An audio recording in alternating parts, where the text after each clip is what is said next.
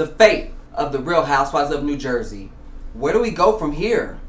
The drama heating up on the Real Housewives of Dubai. A Real Housewives of Atlanta Married to Medicine mashup. And a Texas rap hip-hop legend gone too soon. All that and more here on Sounds of Sir Q. Hit it!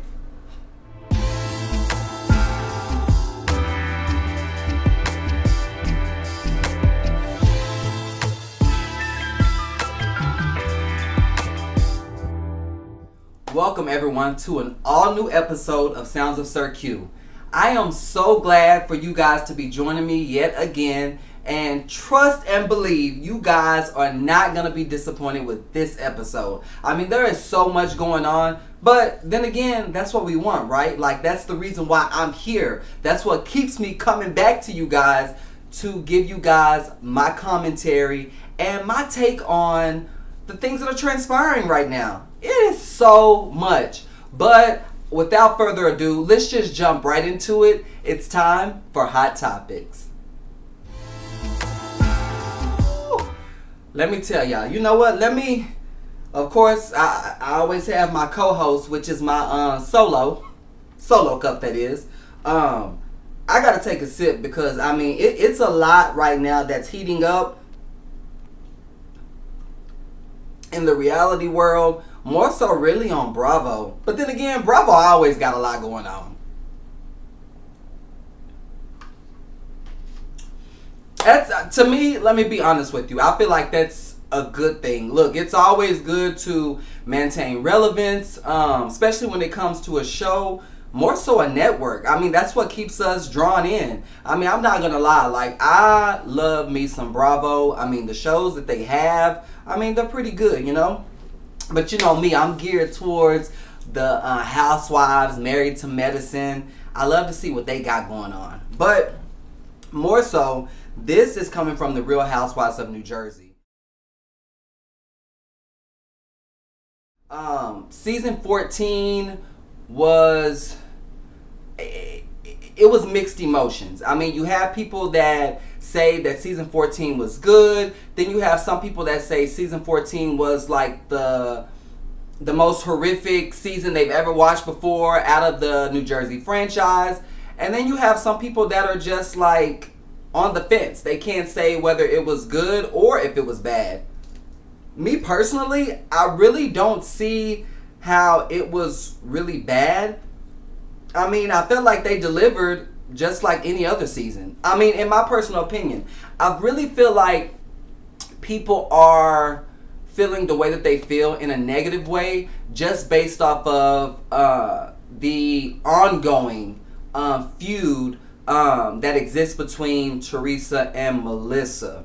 I feel like, and me personally, I feel like it is stale. I mean, if you guys are both at a common ground that you guys, you know, amicably don't want anything to do with each other, then why are you guys constantly in the same realm? Now, I'm just going to be honest. Like, I just want to call a spade, you know? I mean, honesty is the best policy, right? And I just want to say that, you know, Teresa is the pillar of the Real Housewives of New Jersey franchise. And I feel like she has given us so much that, you know, I feel like we still need to see more of Teresa. You know, I don't feel like the franchise would be the same if she was not on the show. And I'm only saying this because, you know, due to, I guess, the low ratings, what have you, allegedly, that, you know, Bravo is wanting to do like a cast shakeup. So there's a major possibility that for season 15, the women that we saw on the cast, a lot of them are going to be gone. And I honestly feel as if they're going to do replacements. Now, I don't want to, you know, start naming one by one. I'm just solely focused on the Teresa, Giudice, and the Melissa Gorga of it all. I honestly feel like because Teresa started the franchise, right? Like, Teresa has been there since day one. I mean, you know, she has a lot of iconic moments. And so much so, that's what keeps us drawn in. That's what keeps us wanting to watch. That's what keeps us engaged. And I'm saying this because if you are going to make an executive decision, I feel as if you guys should get rid of Melissa. I'm sorry. That's just what I feel. I feel like y'all should get rid of Melissa. Sweetheart, why are you sticking around? Like, if you really feel this strongly about Teresa and you don't really like her, you don't really care for her, why are you sticking around? Like, it's truly baffling to me that you... Okay, let's just be real. We all know that you are on a show. We all know that, this show is all about friendships, connections. So it's quite evident that you guys will have to film, at a certain point of the show running. So if you guys are not, willing to film with each other, that's what causes a divide within the group. And, I hate to say it, that it is between Teresa and Melissa. And you have to look at the facts. In order for this franchise to be successful as it's always been in the past, you're going to have to get rid of the cancer that's in the franchise. And, again, there's no shade. I'm just keeping it real. I feel like the cancer is Melissa. Again, and not even being funny, but she didn't even really have a storyline this season. Like, there was really nothing. Granted, the only true thing that I was happy to see was her and Joe's oldest child, their daughter, Antonia. It was good to see that, she's been on there for so many years, from a child up to now, an adult, 18-year-old adult. It was good to see her flourish, and it was good to see that she's spreading her wings. She's, they sent her off to college. That was very wonderful to see. But I feel like that really should be a closing to your story, to your storyline, because that was really all that you were able to produce. That was all you were able to give. And if you're going to be that cautious and not wanting to shoot with everyone or with certain people because, you feel like this person is tied to, Teresa or what have you, then why don't you just bow out and just leave the show? It'll do us all a favor. But, we're going to fast forward. Of course, we saw the drama between Teresa, Louis, Rachel, and John. That was pretty crazy. The fact that, there was speculation, allegedly, that he was a drug dealer when he was a teenager. And that, I guess it struck a chord with Rachel and John, so much so that they were, now feuding with Teresa and Louis. And I felt like after a while it was like they were beating a dead horse. So I do value Melissa. Well, I'm sorry, I do value Rachel. The fact that she didn't want to drag that storyline out. She wanted to, end it. You can't end it on a good note, but it was one of those things that, okay, it is what it is. You feel the way that you feel. You've done what you've done, Teresa and Louis, and we're just going to squash it. We now see, where we stand within, this relationship or lack thereof. So we're just going to go ahead and just, sever our ties with you guys and not want anything to do with you guys.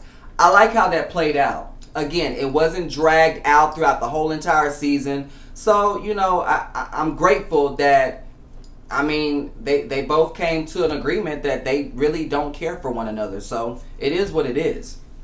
But the major drama that was still lingering throughout the season was there was this big lawsuit that was going on with Teresa's husband, Louis, and his ex-girlfriend. And somehow Margaret was a part of it. I guess she was subpoenaed. She didn't show up to court. Now, if I'm not mistaken, I thought that anytime you're subpoenaed and if you don't show up for court, that you could have a warrant out for your arrest. But I guess, I don't know. I'm not a lawyer. I don't know the legalities of, when it comes to things like that. But I just could have swore that, that's when you're subpoenaed, that's not something that you can play around with. So for her to have been subpoenaed, and I'm speaking of Margaret, and she never showed up to court, that was a little weird and peculiar to me. But I digress. But now you have Jennifer and you have Danielle. I mean, oh my God, I want to say that was probably the biggest blow up within the dynamic of friendships that occurred, because Jennifer and Danielle, they were like the best of friends. So to see things end with that blow up the way that it did, and the fact that they never even recovered, I mean, you fast forward to the finale and it's just almost like things got even worse. So it was sad to see that their relationship went down the drain, and I mean, from the looks of it, it just seems as if like there's no hope for their friendship either. But I wonder sometimes about Margaret. I feel like she's very calculated with the things that she does, but she's also strategic and slick as well. So it's like she does certain things for television, but also on a personal note as well. But she's slick with it because it never comes back to her. We saw that everything was coming back to Jackie. Jackie was the one that she was not innocent whatsoever throughout the whole entire season. I mean, she was caught in one lie after another, after another, after another. And, the fact that Teresa still wants to have a relationship with her, it's just baffling to me. Only thing I can think of is she's wanting to do this just to take a dig towards Margaret, because I'm like, girl, what are you doing? When it's all said and done, I hate to, the way that the season ended, it was almost like a series finale as opposed to a season finale. You can tell that, it was ending where that group of women, that dynamic, was coming to an end. Like, that chapter was closing, and it was closing for good. So I mean, a shakeup possibly is needed, and it's time to bring like some fresh new faces. Now don't change the whole entire cast like you guys did with New York Bravo. I mean, that was a very bold move. I'm not gonna say that it didn't work, because I mean, the cast that you guys do have, they seem to be doing what's needed to be done to have a successful season. But I just feel like with certain franchises, you can't really take away the whole entire cast. And I had discussed this before with Atlanta. Atlanta was one that I don't feel that, it was safe to, wipe away the whole entire cast. And I feel the same way for New Jersey too. Like, keep some of the cast members there, and then just bring in some fresh new faces, and let's see how they mesh, and if they can create a good dynamic amongst each other. But I guess we shall wait and see, because that shakeup is soon to occur, allegedly, according to Bravo. So, more to come. You guys, the Real Housewives of Dubai is heating up like it's nobody's business. I mean, so much so, it's so much tea that they are giving, so much tea that they are serving, that it's causing me to have to drink my tea out of this solo cup right now as we speak. Woo!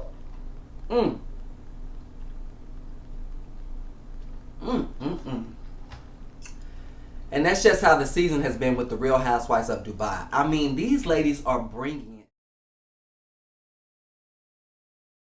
And honestly, this is exactly what we want to see within these franchises. We want to see exactly what's transpiring in Dubai. And I'm going to give it up to the newest housewife, which is Talene, because she came right in. I feel like she's not overdoing it. I feel like she's being as authentic as one can be. So I have to give her kudos, because she is actually bringing it, and she's doing exactly what we are needing her to do as a housewife. It's sad to see the dynamic between her and Caroline Brooks is not really going good. considering the fact that they've been like friends for like 10 years. Like, it's crazy. And I always say that too. Like, that's one thing you have to be cautious about when you have a long-lasting friendship with someone, even a family member, and you guys, are on a reality TV show together. They're bound to go awry just based off of what you have to go through, the things that has to transpire. There's gonna be a lot of shade that's thrown, and sometimes it could be to the detriment of y'all's relationship. So it's a big gamble when you bring your good friends, family members onto the same platform, reality platform as you, because chances are it could be an epic fail. And pretty much that's what's happening between Talene and Caroline Brooks. Like, their relationship is just down the drain. I'm hoping that they're able to salvage their friendship, but just by looking at the season right now, I really don't know. But these last couple of episodes has been about this voice note that Ayan shared with some of the ladies, and Caroline Stansberry decides to bring it out to the forefront of the ladies while they're on their cash trip. That caused Ayan to be extremely, completely, and utterly pissed off, to the point where, she just could not take it. And, she expressed her concerns with Caroline Brooks, but here's the kicker. She got the voice note from Lisa. Lisa shared the voice note with her just to get her opinion on a certain area within the voice note that was expressed by Sarah and Lisa in the conversation. So, of course, Lisa was blindsided because she had no earthly idea that Ayan had even shared that information with the other ladies, causing Caroline Stansberry to share it with the whole entire group. So that caused a major friction between Ayan and Lisa, and it's really kind of sad to see. And from the looks of it, it seems to just continue to keep going downhill. So I guess we're just gonna have to watch the remainder of the season just to see how everything plays out. But one thing I can say that these ladies are delivering, and I have to say kudos to the Real Housewives of Dubai for bringing it and giving us exactly what we are wanting to see. Thank you, guys. Just when I thought that things were finally moving along smoothly, there's drama yet again. And this time it's a mashup between the Real Housewives of Atlanta and Married to Medicine.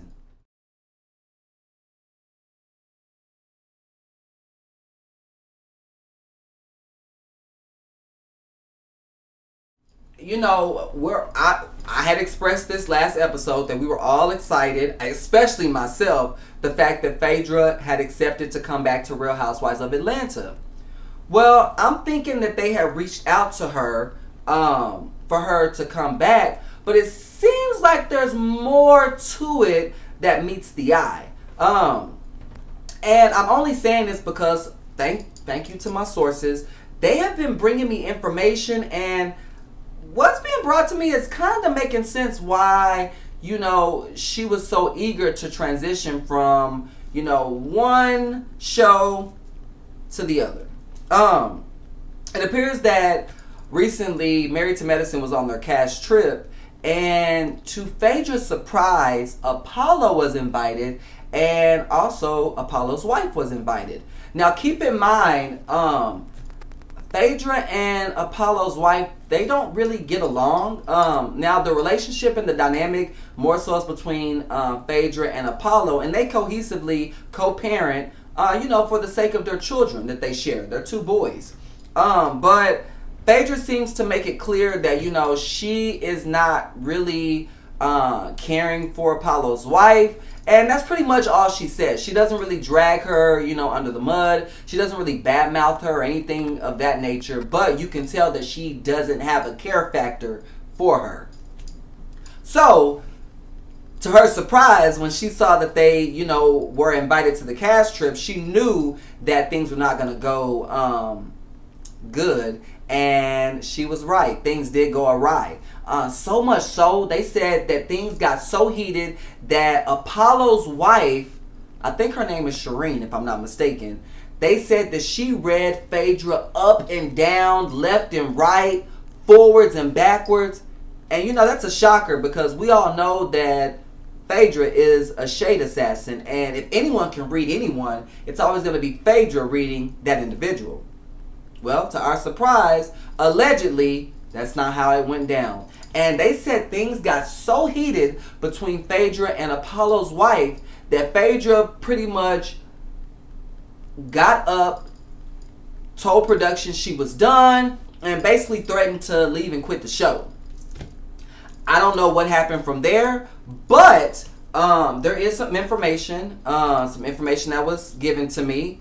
And it's kind of giving us like a little insight as to what is truly transpiring. So let's take a look to see.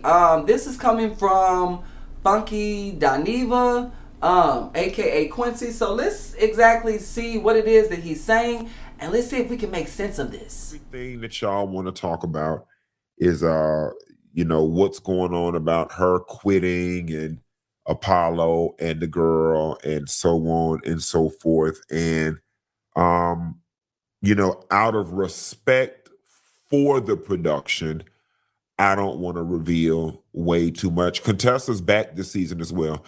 Out of respect for the production, I don't want to reveal too much of what I know. But Apollo wife got Phaedra ass together and was finna fight her. It was finna fight her down to the boat. She was finna fight her down to the boat, honey, down to the boat. And they say the people then start using words like, I don't feel safe and I feel threatened and my safety. And, they saying that's the type of conversations that the people is having. But I'm going to tell y'all who else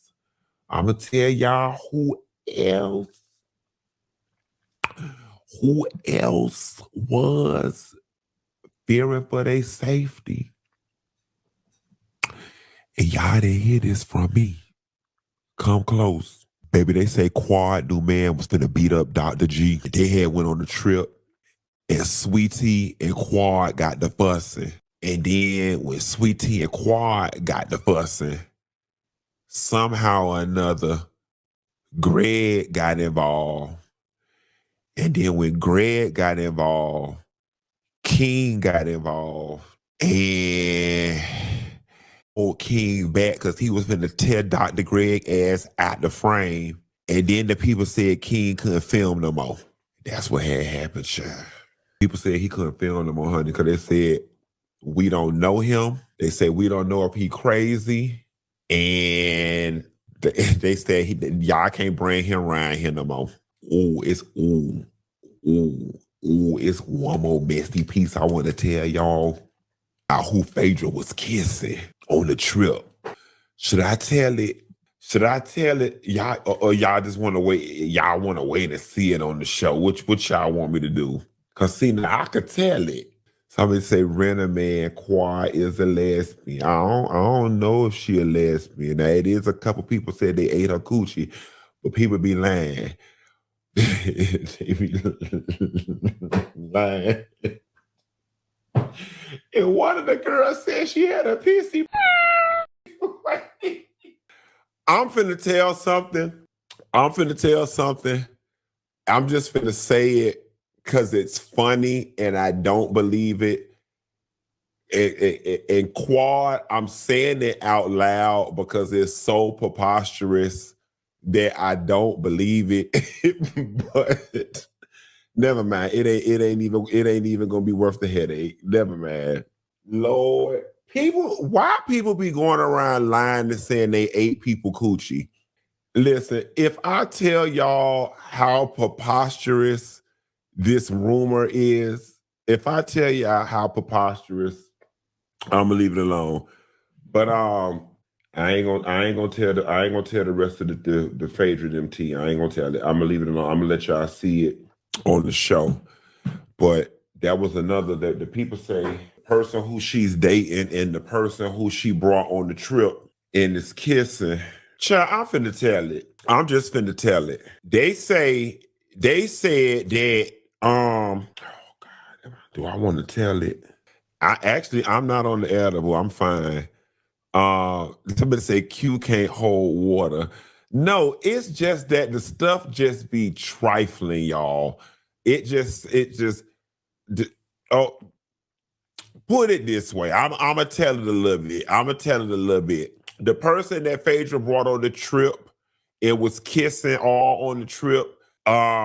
Allegedly is I ain't gonna tell it. I don't need my phone ringing tonight. I just don't even need my phone ringing. I ain't gonna tell it. Anyway, they gonna have it all going on. They gonna have it all going on this season on Married to Medicine. And once again, Heavenly gonna be in the hot seat for stirring up all the stuff and all the mess. Cause y'all know that's what Heavenly do. Now, it's been a lot of stuff going on this week in the blogs with the Married to Medicine people. A lot of stuff that you started. I ain't got shit to do with it. Now, don't put me all right now, like really, truly, completely, and utterly in awe. And I'm wondering, like, okay, does Dr. Heavenly have something to do with this? Now, Dr. Heavenly too had like something to say, and it everything in her within her conversation, it was like innuendos. So it's like I'm trying to understand, like I'm trying to put these pieces together to see exactly what it is that she's really alluding to. But let's see if you guys can understand. Take a look. Everybody has their flaws. Mine might be, which I hear, I'm mean. I don't think I'm mean. I think I'm actually really nice. I think I put me or whatever. But you know, that's past trauma. I think that some people lie all the time. That's their thing. I mean, you accept them for who they are. Some people are narcissistic. It's all about what you could deal with. Let me tell you.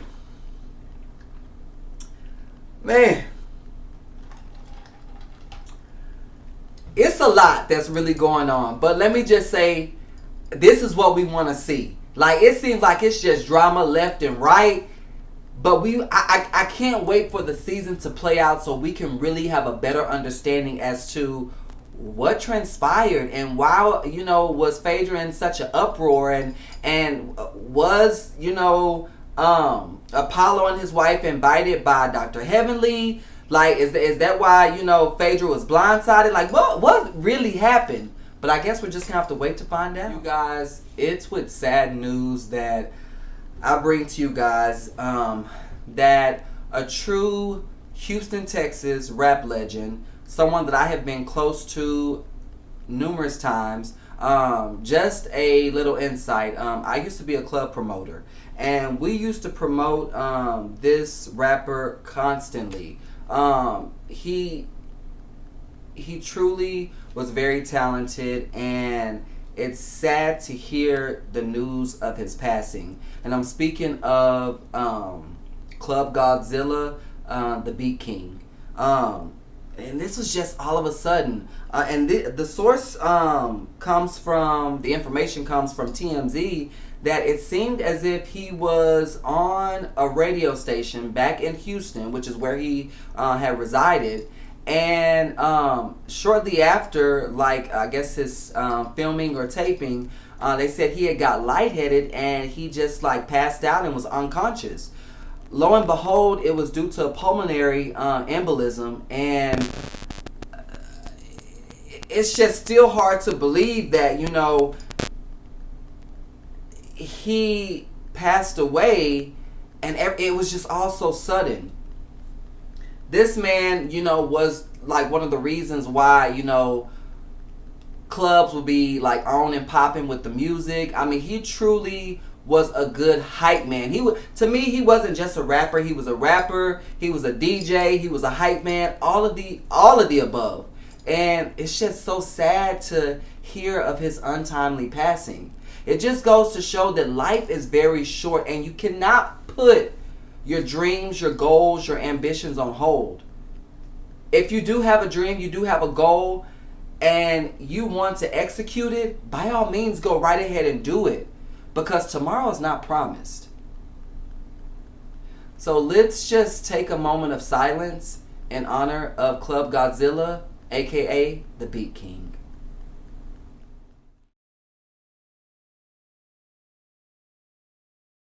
So of course, as always, you guys, I want to give you a little inspiration.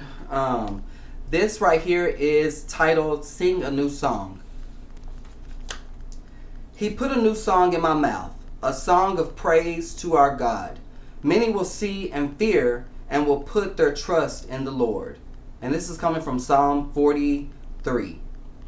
God, I am thankful that you made music. When I am glad, I sing. And this is true. I mean, I love music. So when I am truly, elated, I love to sing. Sharing the music inside me makes me happy. It's a good way for me to show my joy. But sometimes I'm unhappy. It's hard to hear the music inside me. I know those unhappy feelings won't last forever. But sometimes it's just hard to get past the hard feelings. I don't like these feelings, and I know you don't want me to feel that way either. I know you are always close by to whisper a new song in my heart and in my soul and bring back my joy. Help me to let go of my hurt feelings and listen for your new song. Thank you, God. Bottom line is, there's always going to be a new song that you'll have to sing. And I'm saying that because you're always going to have to overcome trials and tribulations in life. Don't allow that to hinder you from what you're trying to do, from where you're trying to go, and who you're wanting to become in life. Because there's always going to be some obstacle that you are having to overcome. Just look at that obstacle as a learning tool to make you a better person, to allow you to be able to take that and create your own testimony, to be able to give to others as an inspiration and motivation to individuals. Don't ever allow any negative, anything bad to stop what God has set forth for you. I thank you so much. Well, you guys, that's all we have time for today. That was a lot, but it was much needed. I want you guys to make sure that you go to my social media platforms. Go to my Instagram page, which is I am Sir Q. That's I am SIRQUE. And let's get certified with Sir Q. Thank you guys so much for watching. Don't forget to like, comment, and subscribe as well. And until next time, peace.